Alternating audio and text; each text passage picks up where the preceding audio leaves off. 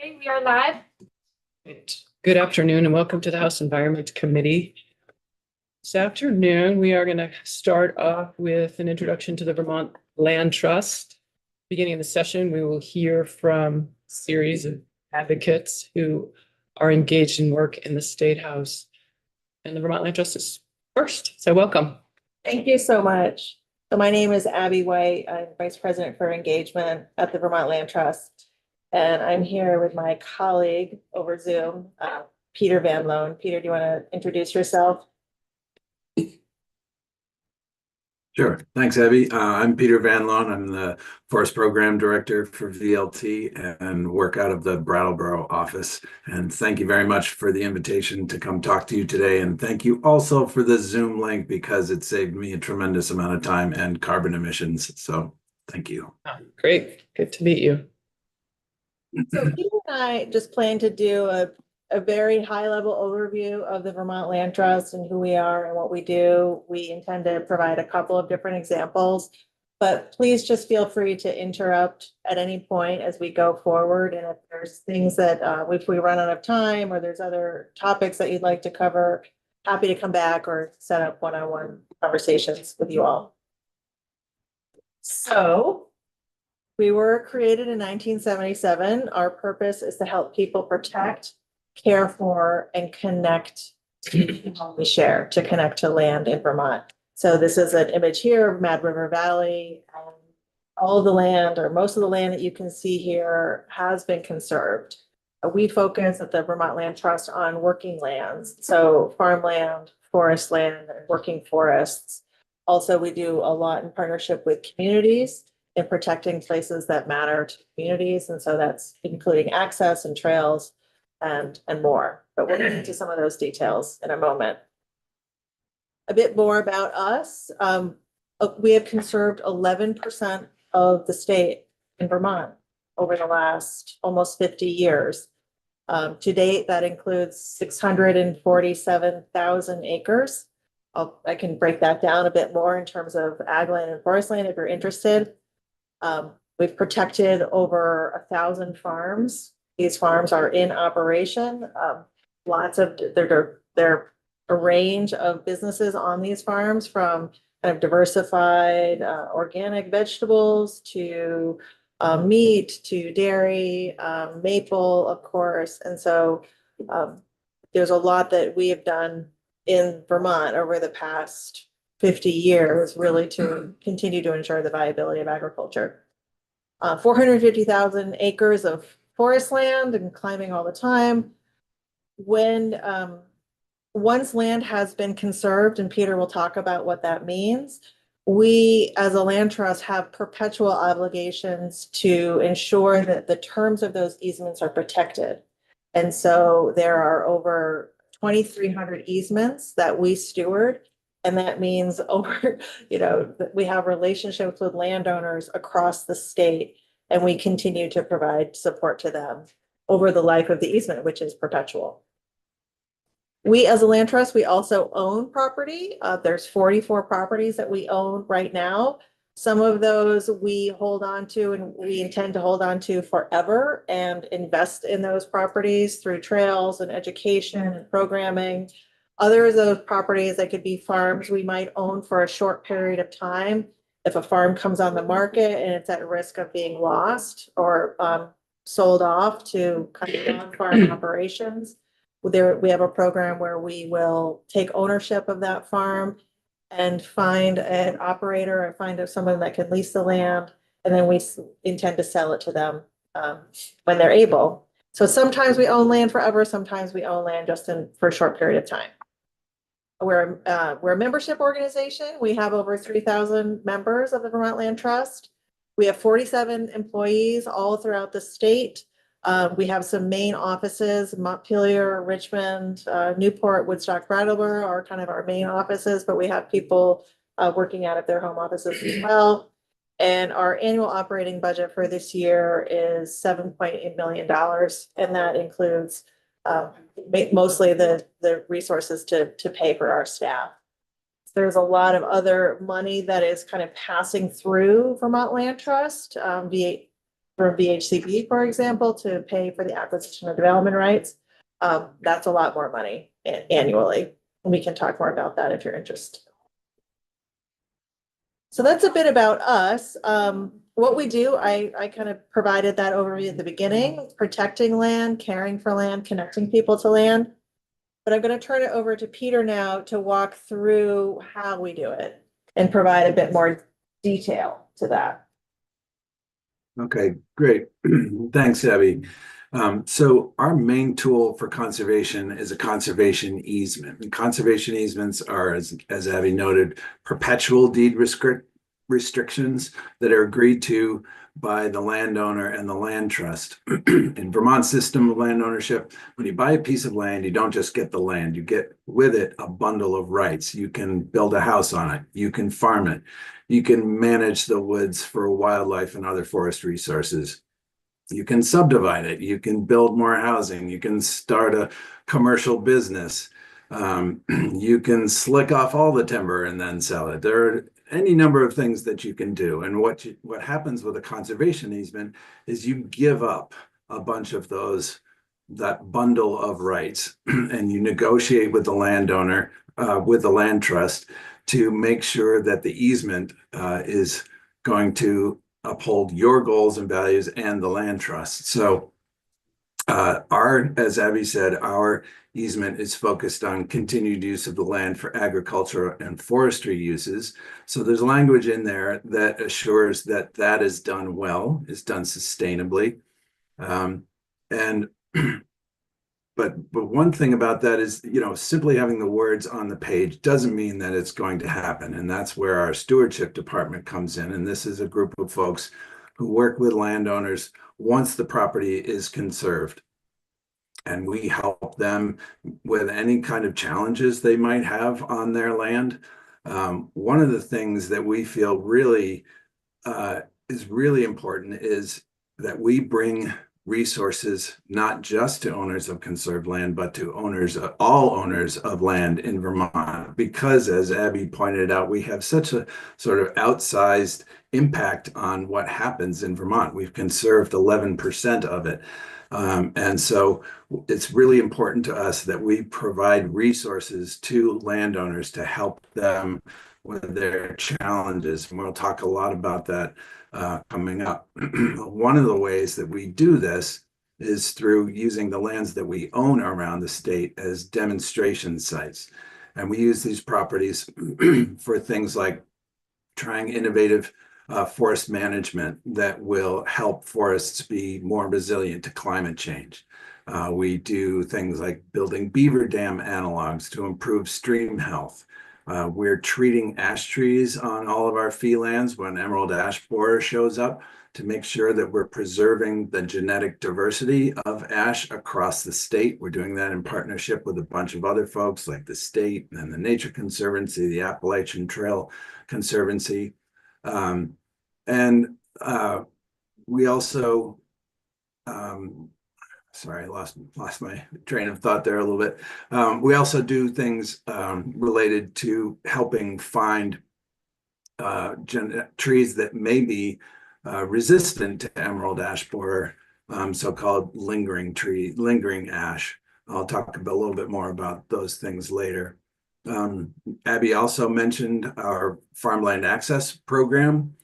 We work with farmers in a couple of different ways to help them conserve their lands and to do it in a way that's affordable because, as you probably know, farmland is a very limited and expensive commodity in Vermont right now. So if we know of a landowner, a farmer who is in transition, either they're retiring or they're getting out of farming, we may approach them or they may approach us and we will help them put a conservation easement on the property. The value of that easement that they get paid is taken away from the purchase price of the land. So the new farmer is able to buy that property at a reduced, more affordable rate.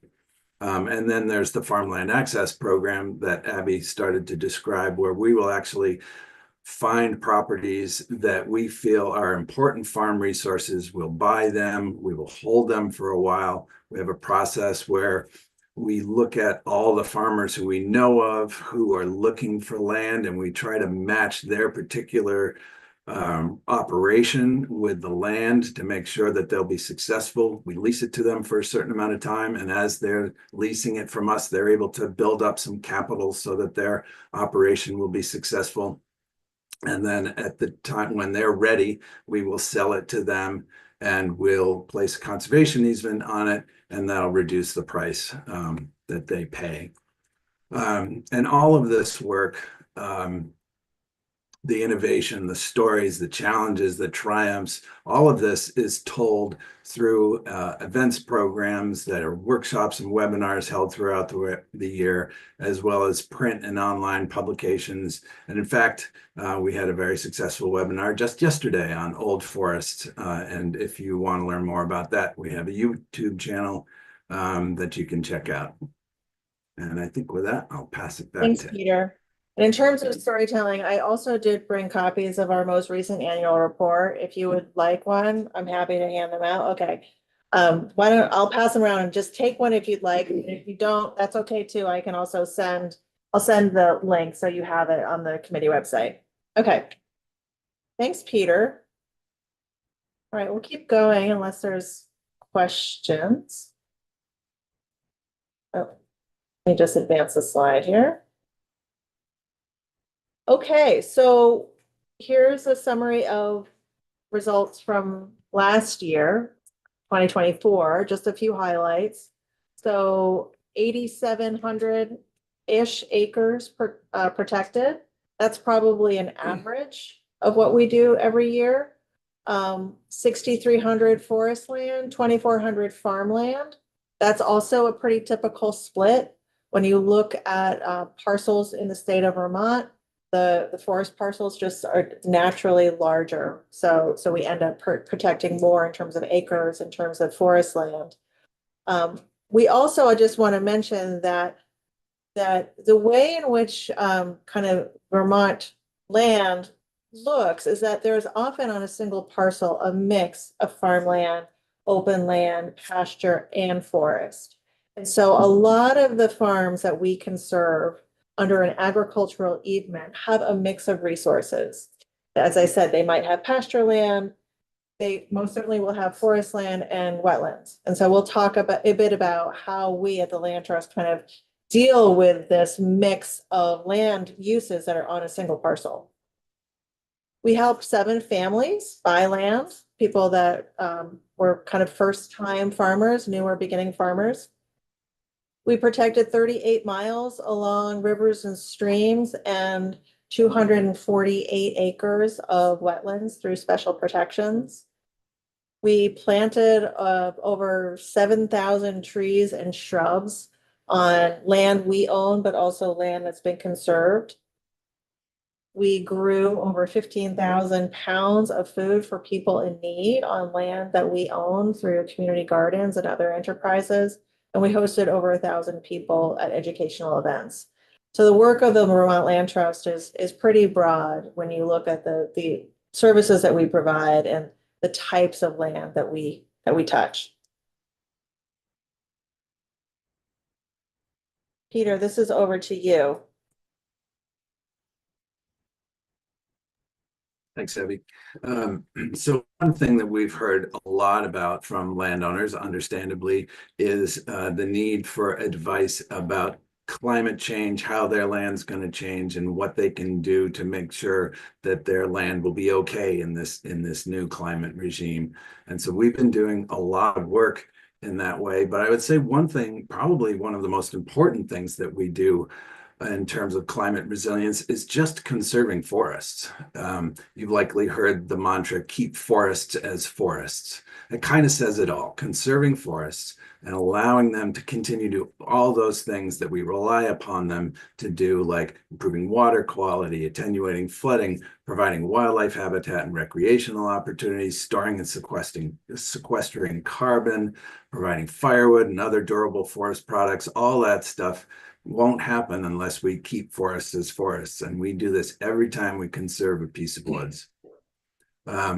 We have thousands of easements, and some of them are pretty old. there are times when we're motivated by either a new funding opportunity or the realization that there's sort of hidden resource there, where we'll do what's called an overlay easement to protect those particular resources. There are a couple of examples of this. A good one is the river corridor easements that we do in partnership with the Department of Environmental Conservation, or DEC. They have priority reaches of rivers and streams that they want to protect, and they will pay landowners to do or refrain from doing certain things along those rivers. That enhances the buffers along the rivers and allows them to access their natural floodplain and run in their natural course. It's a great program because it provides the owner, who's often a farmer, a little extra income and protects critical resources that help us down the line with reducing flooding. So a lot of the trees that Abby mentioned have been were planted along these DEC river corridors to help strengthen those buffers. We also do overlay easements when we find unique things on the properties, maybe through a stewardship visit. So if we find a rare species or a rare natural community and there's an opportunity to do an overlay easement, we will do those if the landowner is willing. We always have to have a willing landowner. But that's an important tool that I think can play a really critical role in achieving the goals of Act 59, because when we're out there and we're finding these things, a simple overlay easement really is a great way to protect those. Another thing we've been doing for a long time, but we're being a little bit more intentional about recently, is ecosystem restoration. So related to the water quality work that I just mentioned, we're doing things like removing dams to reestablish free-flowing streams. We're digging out wetlands that were filled in and using LIDAR information to reestablish them in their historical footprint. We're also creating beaver dam analogs, as I said, and these help repair incised streams by backing up sediment behind these things that we build, which raises the water and allows it to access its floodplain. And then up on land, we're helping people deal with their introduced invasive species challenges by using our lands that we own as demonstration forests or demonstration areas to show integrative pest management techniques. We've also established and supported so-called cooperative invasive species management associations, which is really a mouthful, but is actually just a bunch of volunteers in an area, either a watershed or a county, who come together and share their knowledge and resources to help landowners deal with these challenges. And then, as I said, we've been working in a number of ways to make sure that ash is maintained and continues to be a thread in the fabric of our forests. We also have a so-called Conservation Innovation Grant. This is paying farmers to do certain rotational grazing and other practices and tracking the impact of those practices on soil health and soil carbon. And the idea behind these federal grants is that they allow people to do research on new land management practices that then the USDA Natural Resource Conservation Service may choose to adopt as cost share practices and allow them to become used more widespread. So that's kind of a cool project. As I said, all of this work in turn, we make into resources for landowners, all landowners across the state, and share them through in-person visits, workshops, webinars, e-news, newsletters, social media channels, annual reports, all the great stuff that Abby and her team do. And I guess with that, we'll go on to the next one, which is a little... Thanks, Peter. Yeah, now we're getting into the examples of what all of this looks like in action. And this is a really prime one here. Yeah, so I don't know if you've heard of the Atlas Timberlands Partnership, but in the late 1990s, we partnered with the Vermont chapter of the Nature Conservancy to buy 26,000 acres of former timberland in the northern part of the state. And you see the bright red parcels there are the Atlas lands. The idea here was to manage the land for timber and ecological values and show that you could do that on a landscape that had been treated very differently in the past. This was a little bit new to both organizations, right? The TNC wasn't terribly experienced with timber harvesting, and although we were doing careful management and had been for a long time, the kind of management envisioned on this ownership was an order of magnitude more and more intentional in terms of addressing ecological values. So we owned it for a couple of decades. I think we were very successful in achieving the goals of the partnership. And we learned a ton that helped inform how we do forest conservation now and how we educate people on the values of ecological forest management. We transferred most of those parcels recently to private landowners with a conservation easement that importantly reflects and upholds the ecological and forestry values pursued by the Atlas Timberlands Partnership. And there were two huge properties that were sold to the Nature Conservancy and the Northeast Wilderness Trust. And these properties are unique in that they have a lot of really important natural communities, and they're big blocks of land. So they will be significant contributors to Old Forest targets, both in Vermont conservation design and help achieve the goals of Act 59. And with that, I'll pass it back to Abby. Thanks, Peter. All right, we Sure. have one more example and then open it up for questions. Peter had talked before about additional protections that we're able to bring to on parcels that were previously conserved. And so this is a great example, Valley Dream Farm in Cambridge, 360 acres conserved in the early 90s by the Tisber family and funded by VHCB. This was once a dairy farm, and now the owners have diversified beyond dairy to include organic veggies and flowers. They have a farm store, they have a lot of events. They host trails that are connected to other parcels adjacent to the farm. And last year in 23, we were able to add additional protections on 64 acres of wetlands, and that was funded through DEC.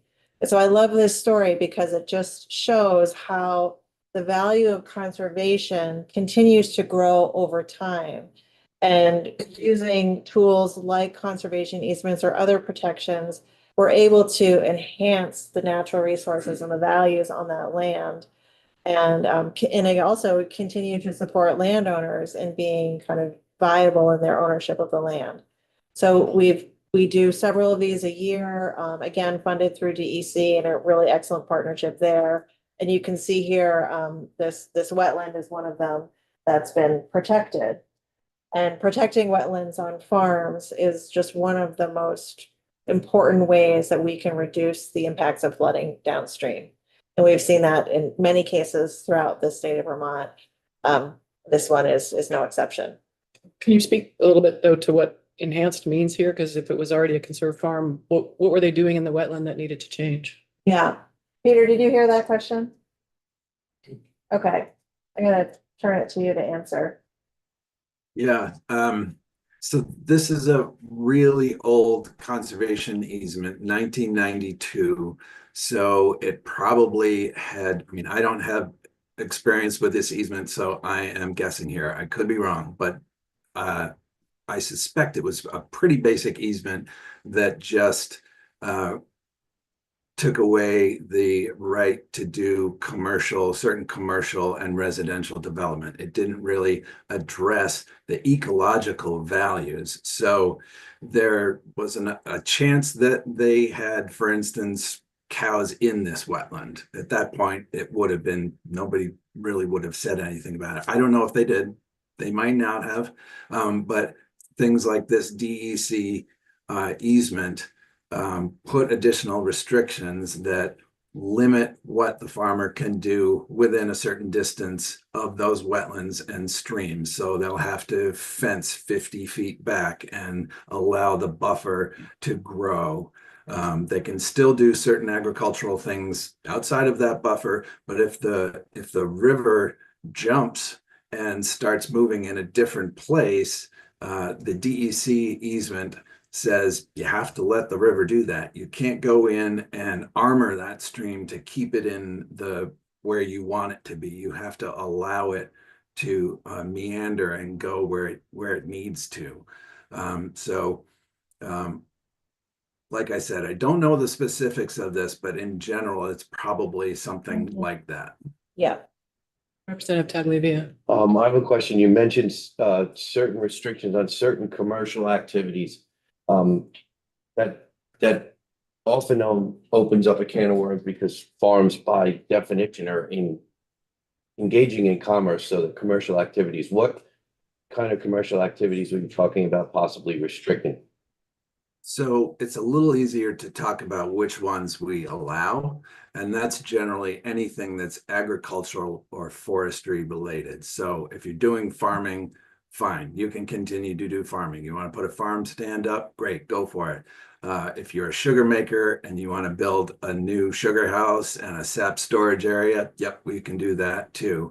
I mean, there are certain limitations. We don't want you building it right on the edge of a stream, for instance. But in general, that kind of development or commercial use is completely fine. If you want to do something different, like you want to open a, I don't know, you want to open some sort of a general store or something else, then we have to have a conversation and see whether where you're doing it makes sense, whether it will be allowed according to the purposes of the easement. And all these easements are different depending on the era in which they were written. So there's a certain amount of leeway for some things. But in general, what is allowed is agricultural and forestry commercial operations. So on a dairy, would a bottling plant be, because it's part of the dairy, would that be acceptable? Yep. Yeah. We have also have farmers who do a lot of equipment repair, and so they have equipment repair operations on their farms. Representative Bartholomew. What about things like ecotourism or farm stays? Yeah, in general, that's Yeah. fine. If there's, if there are particular resources that are sensitive, then we just want to make sure if you're doing ecotourism and you have trails or something like that, you're not impacting those things. But in general, that's fine. And another thing we see is some of these old barns being renovated and used for wedding venues. Yeah, there's a gray area That gets that can be problematic sometimes. Yeah. That gets a little trickier. I mean, in general, if it's right within the farmstead, it probably could be okay. But if you're talking about parking a couple of hundred cars 8 or 10 times over the course of the summer on an agricultural field, there's some question as to whether that's in keeping with the conservation easement. If you can find a way to do it without impacting that land, then we'd probably be okay with it. But we just have to balance the values that property was conserved for with the proposed use and make sure that they're not in conflict. Just another question. I was curious, is it possible to get out of one of these conservation easement for a landowner, subsequent landowner? My experience is if you have enough money or an attorney, you can get out of almost anything. Nope. No, People ask that all the time. no, It can't happen. It won't Yeah. happen. we've not seen that. Representative North. Well, what is the practice of the Vermont Land Trust in terms of reselling some of the properties that you've purchased and or conserved? To whom does that go and what rights go along with those? It's a pretty common practice where we will purchase land and then look for a conservation buyer. In the case of farmland, we're looking for qualified farmers. And more often than not, we're putting a conservation easement on that property before we sell it, which buys down the purchase price for the next buyer. And so that's essentially what that next buyer is taking on, right? They're taking on a piece of land where those resources have been protected and now protected in perpetuity. Okay, that answered part of my question, but maybe not the exact question I was asking. Sorry. Madam Yeah, Chair. yeah, go ahead. May I continue? The land, there's the land and then there's the kind of the easements on top of the land. I understand the selling of the reduced valued land that doesn't carry the easement onto a second or third or prospective buyers. But what about the rights that the land trust actually procures? Do you sell those rights and do No. those belong to somebody else? No, we do not sell any of the rights that we, The easements. yes, and I've not heard of that happening anywhere. What is preventing the land trust from selling those easements or rights? We would immediately lose our 501(c)(3) status and go out of business. We'd lose all trust. And Yeah. we So, okay, just so- can't do that. It we simply can't do won't that. happen. Additionally, we heard from Nature Conservancy this morning, they have belt and suspenders, so a lot of these conserved properties have multiple easement holders, so it could be VHCB and VLT and TNC. So there's that's part of why it reduces, if one of them goes out of business or something happens, the others would be there to make sure that it change. Right. Peter that's- alluded to it, but all land trusts, all accredited land trusts are regulated at the federal level through the Land Trust Alliance. And we have to renew our accreditation on a regular basis. And so something like that would obviously be, Yeah, Is there not allowed. anything in those legal arrangements that maintains those rights within the state of Vermont? Or is it more managed at the federal level? I don't know. Sorry, I really. couldn't hear the question. Could you Yeah, repeat I- it, please? Yes, I was just asking if there's anything in those statutes or contracts that maintains those easement rights within the state of Vermont, or is it managed more at the federal level? So an out-of-state entity could end up owning those rights. No, they're all within the state of Vermont. They are all within the state. Yeah. Yeah. Thank And you. I think the best way to think about it is when somebody turns over the development rights on their property, they're essentially extinguishing them. They're going away. In terms of disconnecting them from the land itself. Yeah. Yeah, that I understand. Yeah. Any further questions? Representative Austin?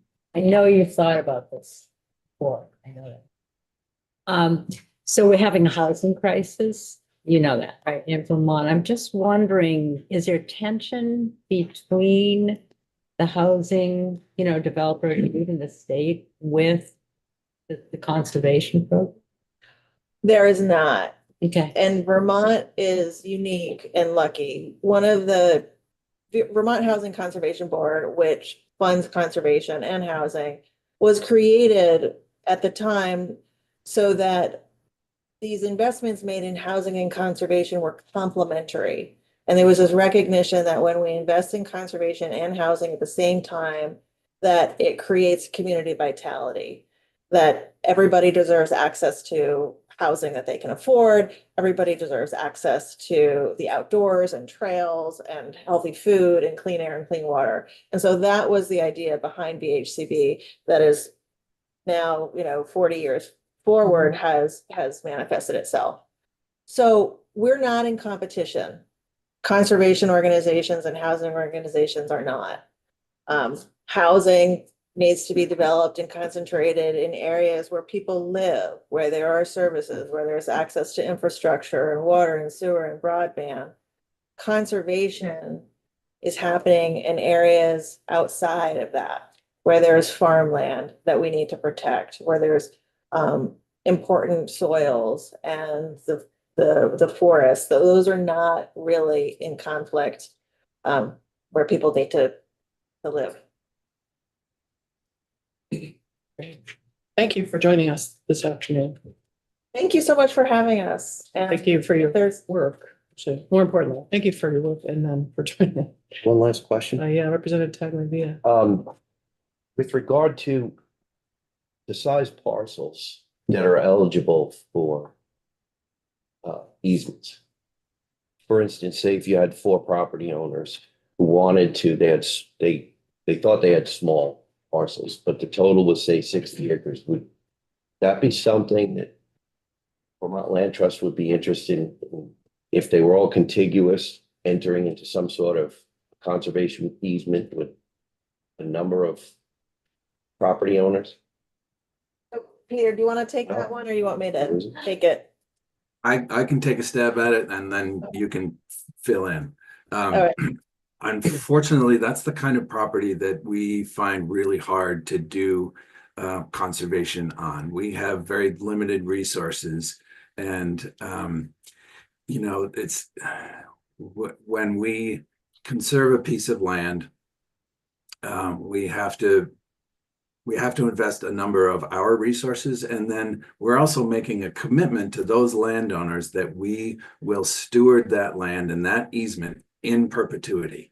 So having 4 properties and 60 acres that we have to steward in perpetuity is a tremendous burden. And we're not alone in this. Pretty much every land trust in the state is facing this. And it's not that we don't want to do these projects. We really do. And believe me, if you talk to our staff, it hurts when somebody calls and says, I have this property that I love and I really want to conserve it with you guys. And we have to say no. We just don't have the resources to do all the conservation that needs to happen. And I think this is one piece that we have to crack in Act 59. And I think Act 59 could be a big help to us in this, because it's going to sort of shine a light on there's this huge demand for smaller properties in Vermont to be conserved, but there's kind of nobody who can do it. So how do we meet that demand? How do we do that? I don't know. What's the tool? Is it a new land trust? Is it new funding? I'm not sure what it is, but it's something that I think we have to look really carefully at. Mhm. Can you give me an example of 2 of the limiting resources for smaller properties that don't allow you to do it right now? Well, I think as Peter said, I think the biggest limiting resources is capacity within land trusts themselves. So we do, anywhere between 30 to 50 transactions a year. And all of those are large parcels in high priority areas. And we haven't even cracked, there's a lot more to do there. Vermont Conservation Design is a framework from at the state level that helps us as land trust and conservation organizations really make sure that we're prioritizing our time and efforts in those areas where we're going to have the greatest benefit from a conservation or ecological standpoint. And so that's kind of where we go first. Anything that's outside of it, there just really aren't the resources in terms of capacity within organizations to do those transactions. It's quite a bit of work. The legal effort involved is time consuming and expensive. So I would say that's probably the biggest one. That's interesting. I was curious about how are you prioritizing your farmland conservation projects at this time? In terms of when they come up and available. Well, certainly funding is part of that. There is funding that VHCB is able to match through federal Natural Resource Conservation District. And so our Conservation Service.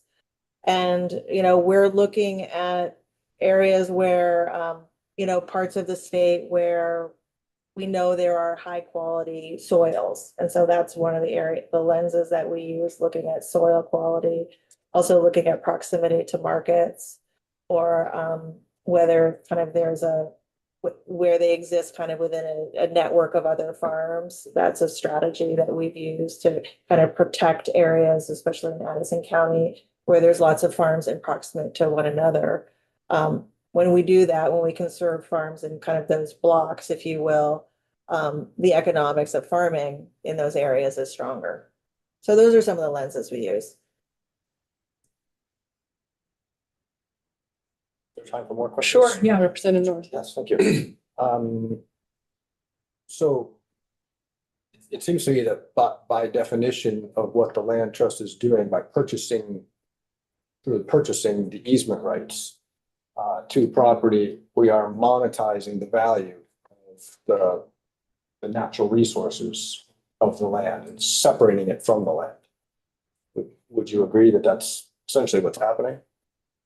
We're separating the think- development, the opportunity to develop from the land. I wouldn't say we're monetizing the natural resources. So it's monetizing the fact that you're paying a certain dollar value for those rights. So it's For the development rights, value. yes. There's value in that now large collection of easements that the Vermont Land Trust and along with other nonprofits own.